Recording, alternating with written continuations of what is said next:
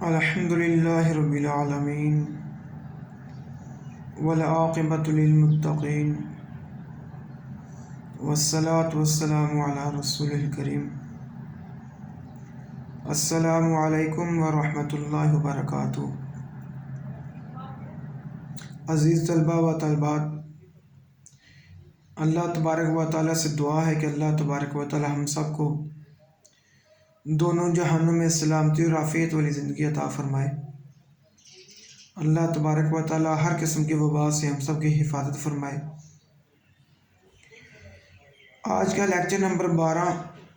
سورہ فرقان کی جو آخری آیات ہیں، آیت نمبر 72 سے آیت نمبر 77 تک اس پر مشتمل ہے۔ آیت نمبر 72 کے اندر اللہ تبارک و تعالیٰ ارشاد فرما رہے ہیں، والذین لا یشہدون الزور، اور وہ لوگ لا یشہدون الزور جو جھوٹی گواہی نہیں دیتے۔ شہادت کہتے ہیں گواہی کو، زور جھوٹی۔ وَإِذَا مَرُّوا بِاللَّغْوِ مَرُّوا كِرَامًا، اور جب کسی لغو چیز کے پاس سے ان کا گزر ہوتا ہے، مَرُّوا كِرَامًا، تو بڑی عزت اور شرافت کے ساتھ گزر جاتے ہیں۔ اگلی آیت میں اللہ تبارک تعالیٰ ارشاد فرما رہے ہیں،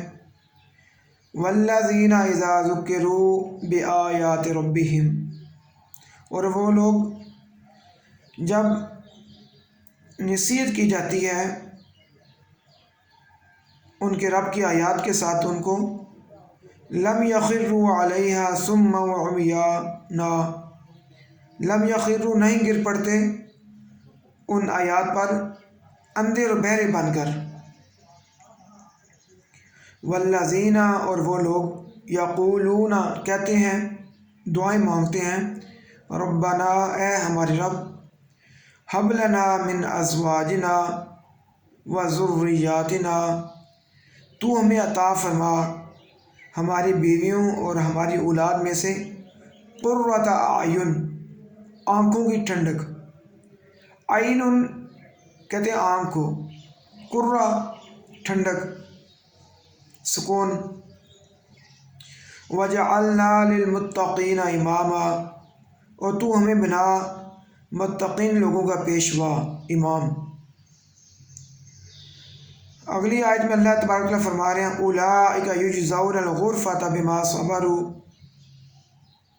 یہی لوگ جن کو عطا کیا جائے گا بلند و بالا خانے ان کے صبر کی وجہ سے۔ وَيُلَقَّوْنَ فِيهَا تَحِيَّةً وَسَلَامًا، اور اس میں ان کو دعا اور سلامتی ملے گی۔ خالدین فیہا، وہ ہمیشہ اس بلند و بالا خانوں میں رہیں گے۔ حسنت مستقرا و مقاما، کتنی اچھی جگہ اور بہترین مقام ہے۔ قل، اللہ تبارک و تعالیٰ فرما رہے ہیں، نبی صلی اللہ علیہ وسلم فرما دیجیے، ما یعبأ بکم ربی لولا دعاؤکم، میرے رب کو تمہاری کیا حاجت پڑی ہے کہ اگر تم اس کو نہ پکارو، اب کہ تم نے جھٹلا دیا، فقد کذبتم، تحقیق تم نے جھٹلا دیا، فسوف یکون لزاما، تو ان قریب وہ سزا پاؤ گے جس سے جان چھڑانی محال ہو جائے گی۔ جی بیٹا، یہ تھا ان کا ترجمہ۔ اب ان کی مختصر سی تشریح۔ آپ کو معلوم ہے کہ اس رکوع کے اندر ہم عباد الرحمن کی صفات پڑھ رہے ہیں کہ جو اللہ کے حقیقی بندے ہیں، اللہ سے ڈرنے والے ہیں، ان کی کون سی صفات ہونی چاہیے۔ تو وہ ہم نے پچھلے اپنے 2 لیکچر کے اندر پڑھا۔ آج انہی صفات کو آگے اللہ تبارک و تعالیٰ بیان فرما رہے ہیں کہ جو رحمان کے بندے ہیں، ایک تو جھوٹ بولنا بھی بہت بڑا سخت گناہ ہے، اور یہاں جو فرمایا گیا آیت نمبر 72 کے اندر والذین لا یشہدون الزور، وہ جھوٹی گواہی نہیں دیتے۔ ایک ہے جھوٹ بولنا، ایک ہے کسی ایسے واقعے کا گواہ بن جانا جو اللہ اس کے رسول صلی اللہ علیہ وسلم کی نافرمانی کا ذریعہ ہو، جو باطل ہو،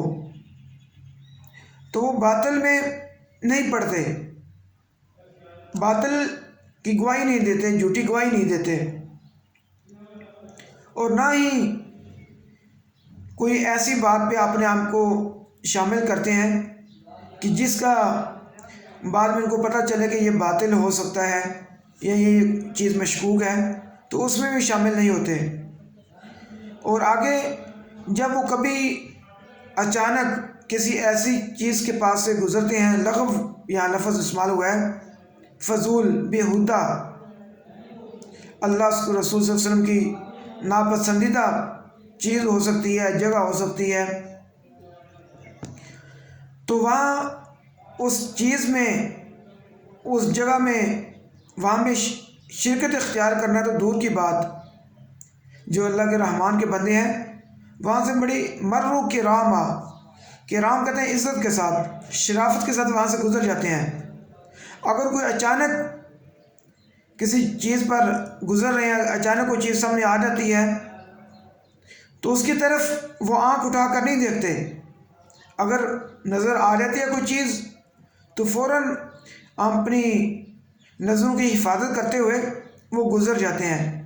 وہ اس چیز میں، لغو کام میں، فضول کام میں، بیہودہ کاموں میں وہ دلچسپی نہیں لیتے، ان میں شامل نہیں ہوتے۔ اور آگے جب ان کے سامنے اللہ تبارک و تعالیٰ کی آیات پڑھ کے سنائی جاتی ہیں، ان کو بتایا جاتا ہے کہ یہ اللہ تبارک و تعالیٰ نے، اس کے پیارے حبیب نے اس چیز کو منع فرمایا ہے، ہماری شریعت نے، ہمارے مذہب نے اس کو منع کیا ہے، تو وہ ان سے اوپر اندھے اور بہرے ہو کر نہیں گر پڑتے کہ بس جی سن لیا اور آنکھیں بند کر لی، کان بند کر لیے، ہم نے کرنی تو اپنی مرضی ہے، بلکہ وہ اللہ اس کے رسول کی رضا حاصل کرنے کے لیے جس چیز سے اللہ تبارک و تعالیٰ نے منع کیا ہے اس سے وہ بچتے ہیں، جس سے اللہ کے پیارے حبیب صلی اللہ علیہ وسلم نے منع فرمایا اس سے وہ بچتے ہیں، وہ مشکوک چیزوں میں، متشابہات میں نہیں پڑتے۔ اور پھر آگے جب وہ اپنے آپ کو جہنم کی آگ سے بچاتے ہیں، وہاں وہ اس چیز کے بھی خواہش مند ہیں کہ وہ کہتے ہیں کہ اے ہمارے رب، تو ہماری اولاد میں سے اور ہماری بیویوں میں سے ہمیں آنکھوں کی ٹھنڈک نصیب فرما۔ وہ یہ نہیں، یہ دنیا کا حسن و جمال، خوبصورتی، مال و دولت نہیں دیکھتے، بلکہ ان کے پیش نظر آخرت ہے، کہ وہ چاہتے ہیں کہ جب ہم نے اسلام قبول کر لیا تو پھر ہمارے بچے بھی، ہماری بیویوں بھی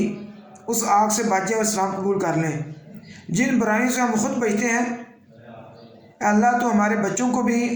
اور ہماری بیویوں کو بھی ان سے بچا۔ حقیقی جو ٹھنڈک ہے وہ دل کا سکون ہے اور وہ آخرت ہے۔ جس وقت یہ آیات مبارکہ نازل ہو رہی تھی تو مکہ کے اندر، تو اس وقت تمام جتنے بھی لوگ مسلمان ہو چکے تھے ان کے کچھ نہ کچھ بیوی بچے، اگر والد مسلمان ہو گیا تو اس کے بیوی بچوں نے ابھی اسلام قبول نہیں کیا، بیوی مسلمان ہو گئی تو اس کے خاوند نے اسلام قبول نہیں کیا، بھائی اگر اسلام قبول کر لیا اس نے تو اس کے باقی بہن بھائیوں نے بھی اسلام قبول نہیں کیا، تو وہ ان کے لیے دعا مانگ رہے ہیں، ان کے جو دلوں میں جو خواہش تھی وہ اللہ تبارک و تعالیٰ نے ان کی خواہش کو اس آیت کے مطابق پورا فرما دیا کہ وہ دعائیں مانگتے ہیں۔ تو اللہ تبارک و تعالیٰ فرما رہے ہیں کہ جو انہوں نے صبر کیا